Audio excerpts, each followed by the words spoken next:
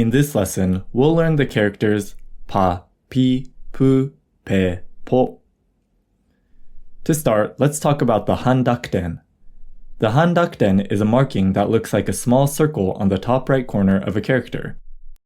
Ha, hi, hu, he, ho are the only characters with a handakuten variation. It changes the H consonant sound into a P. To review, what is this character? Ha. Ha with a handakuten is pa.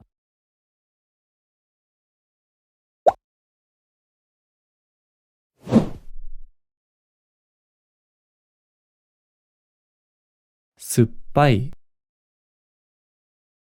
Suppai. What is this character?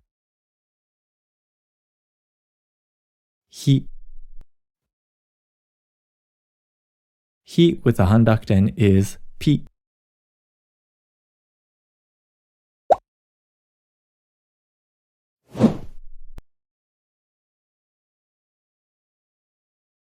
Ippiki. Ippiki. What is this character? Hu.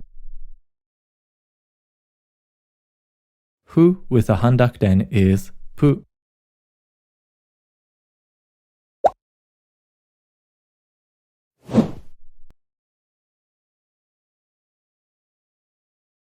Kippu. Kippu. What is this character? He. He with a handakuten is pe.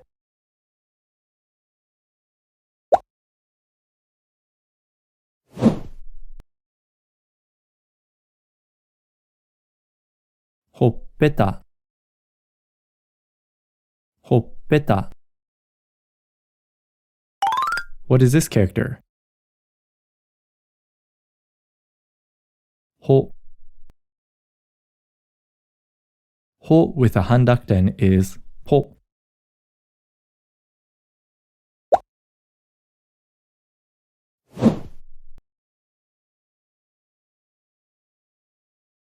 Shippo. Shippo.